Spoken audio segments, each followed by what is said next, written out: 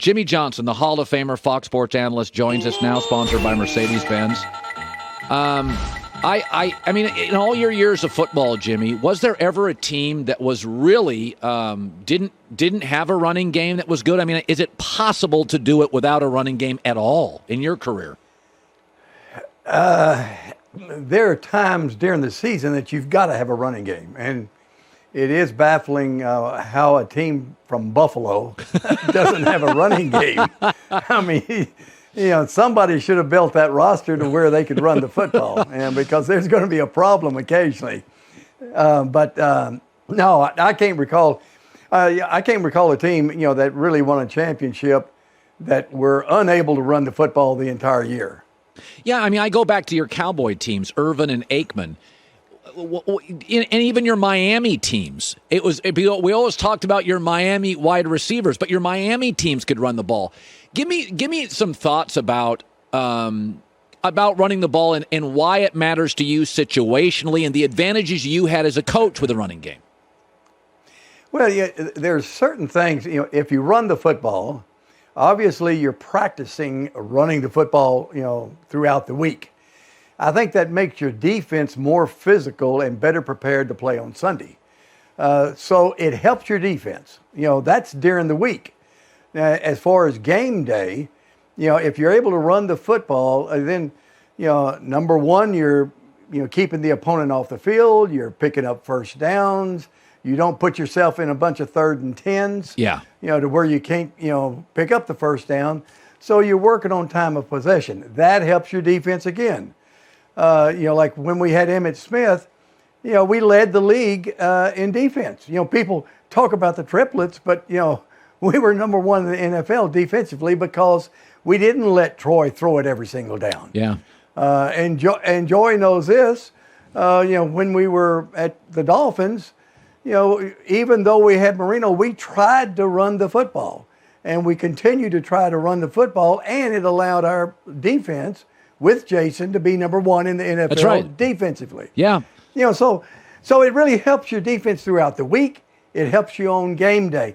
And there's certain days and certain teams that you're going to play that you really have to be able to run the football. The wind, the snow, the cold, the weather, the opponent.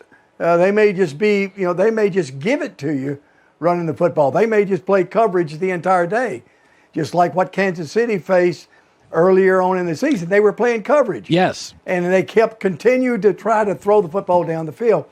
With a strong running game, that would have not been a problem. Yeah. It's interesting when I watched Chicago and Green Bay play last night, and just there is a functionality to Green Bay. Jimmy, they do a tremendous job developing offensive lines through the draft. They don't get the free agent signing, so they can't rely on that, and it makes them, I think, work harder. And I watch them, and then I watch Chicago, and it's just coaches and coordinators and O-line rebuilds.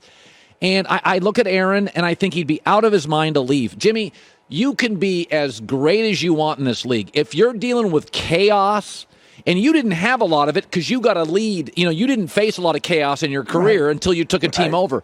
But I watched that last night. I look at Aaron, and I think, boy, Aaron, do you understand how functional your organization is in Green Bay? That's what I take away from that. Yeah, and let's not, of course, we've been giving accolades to Aaron Rodgers, but let's not overlook having Aaron Rodgers helps that offensive line. Some quarterbacks take a lot of sacks. Some quarterbacks are not going to get hit. Just a real quick story. When I was at University of Miami, we won the national championship and we're undefeated with Steve Walsh as our quarterback. Yep. But I had a young quarterback, Craig Erickson, that was so talented. Well, in my thinking, and obviously it was a little screwed up, I said, we're going to open up the quarterback competition, even though Walsh had gone undefeated. And we scrimmaged, and I charted every single practice. And it was amazing. Every single practice, Walsh didn't take a sack. He didn't turn it over. And he was able to execute down the field. Every scrimmage, every practice, Erickson was getting sacked. He was turning the ball over. And so certain quarterbacks, just like Tom Brady, how many times did he take a sack? Very rarely. if they let somebody go scot-free, maybe he's going to get hit. But certain quarterbacks just don't get hit. Aaron Rodgers is one of those quarterbacks, and certain quarterbacks helps that offensive line. No, it's really a good point, Jimmy. I saw last week, I was talking to Jeff Schwartz, who played in the league for 8 years, and I said, when you watch the film, who's the best offensive line? And he goes, Tampa. And I said, yeah. Tampa? They were a liability when Tom took over. And he said, Tom's getting them out of trouble. Tom's getting them in. He's activating plays that aren't there. And to your point, the quarterback controls the O-line more than we think, I guess, is the way to put it. Right. And the other thing about Tampa, they haven't had a lot of injuries in the offensive line, and so, there's some coordination there. I've said on your show once before, the most important, the one coach that's more important than the players he coaches is the offensive line coach. And, when you've got a group like Tampa that they've been the same guys there for the last couple of years. They've worked with Tom. They know how to combo block and do all the things. Hey, that's a benefit for a quarterback. I was watching Dak yesterday, and I said, listen, in the 2 times I've really liked Dallas, his rookie year, they were led by Zeke, and this year, they're led by their defensive front. I said, the problem for Dak is the expectations are here and the reality of the player is here. And I don't think he's an artistic arm thrower. He's mobile but not hyper athletic. He looks like he's a little dinged up to me right now. But I think in most instances, like in Minnesota, you kind of know what Kirk Cousins is and the expectations don't get out of whack. I feel sometimes in Dallas we're expecting this and Dak's probably that. Is that fair?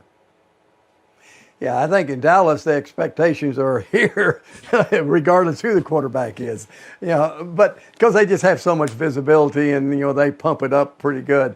As far as Dak, I think that his strength, his number one strength, is he is a great leader for that football team. And, what's happened with Dak, he can win you a championship if you got really good players around him. And they've had some injuries with the running game. They're not running the football as well as they did, a year ago or before Dak got injured. And when they're running the football, those play-action passes, Dak is really good, a little play-action, 1-2, throw it and get rid of it. Yep. But when he's got to drop back and start reading the whole field and make decisions about where he's throwing the football, and the defense, they're not slowing down for the run because the running game has been injured. The defense, they're rushing the passer. They're putting pressure on him to make a decision right away. He's not near as good. So he can win you a championship, but you better get the running game back. Yeah. I wanted to talk to you about Mario Cristobal to Miami. I said, people always talk, well, does Brian Kelly fit LSU? Well, he's a good coach, and if you win games, you fit. I don't know if Nick Saban was a fit in Alabama, but he is now.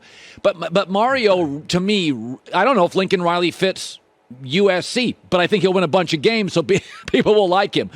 Cristobal's a fascinating coach. Jimmy, I've always said college football needs USC in Miami. It gives it a big city glamour, a little swag, a little arrogance. And I thought Mario was a home run hire.